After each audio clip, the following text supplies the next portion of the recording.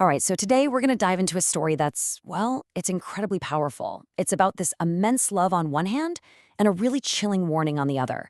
It all starts with a divine promise, one that came directly from a prophet's tears, but it ends with this huge question: who actually deserves to receive it?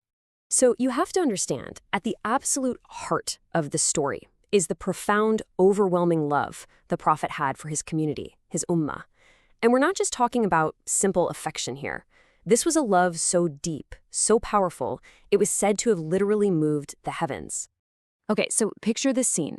The prophet is reciting verses from the Quran about other prophets, Abraham and Jesus, and how deeply they cared for their people. And as he's reciting, he's just overcome with this same powerful emotion for his own followers. He raises his hands and just starts to weep, repeating these words over and over: "O Allah, my Ummah, my Ummah." And what happens next is just this incredible display of divine mercy. Now, of course, God already knows why he's in sorrow, but the angel Jibril is sent to ask him anyway. It's this act of compassion that allows the prophet to really voice his deepest fears for his community, and it leads directly to this profound message of comfort from the divine. We will please you with regard to your Ummah, and we will not cause you any harm. I mean, just let that sink in. This is the divine promise.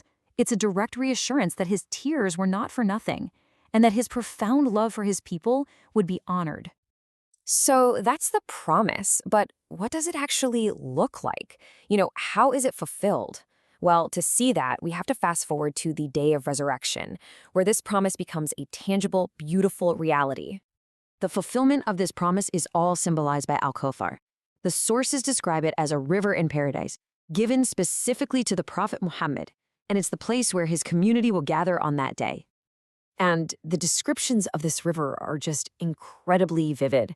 They focus on these sensory details that are, well, they're way beyond anything we can experience in this world. It's said to be whiter than milk, a symbol of absolute purity, and sweeter than honey, a taste of just unimaginable bliss. And the sheer abundance of this gift is staggering.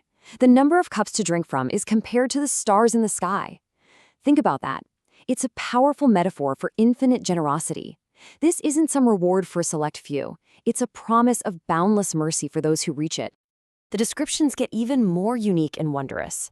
The river is apparently home to birds with long necks, and they're described as being like carrots. And amazingly, it's said that the people of paradise who eat them will become even more beautiful than the birds themselves. Just incredible. And right here, we have the prophet's own words, tying it all together. He confirms he'll be right there waiting for his followers. And here's the crucial part, the ultimate satisfaction. One drink, and you will never feel thirst again. Ever. For all of eternity. But, and this is a huge but, with this beautiful promise comes a frightening warning. The story takes a really sharp turn here, and it forces us to consider the other side of this great gathering. This is the critical question, isn't it? Is simply belonging to the community enough to guarantee a place at this river? Is just saying you're a follower enough? Well, the answer, as we're about to see, is a pretty sobering no. Yeah, the sources are really clear on this point. On that day, the prophet will actually see some of his followers being taken away, prevented from reaching him and the fount. He'll call out, "My followers, those are my people." But he'll be told something that changes everything. And the reason he's given is a stark one. The divine response basically explains their fate. They introduced new matters into the religion. They fundamentally deviated from the path the prophet had laid out for them. So this concept of religious innovation, what's known as bid'ah, that's the first barrier.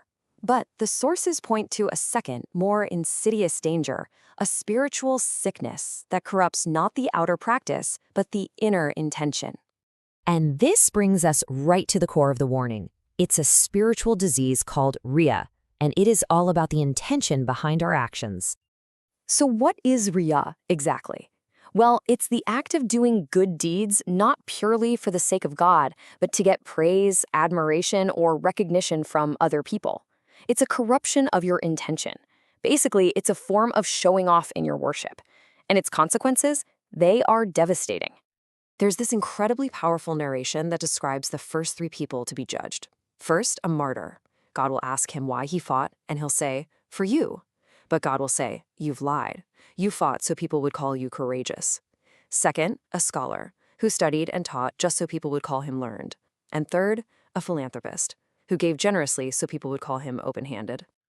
And here's the tragic irony of their story. In a way, they got exactly what they wanted.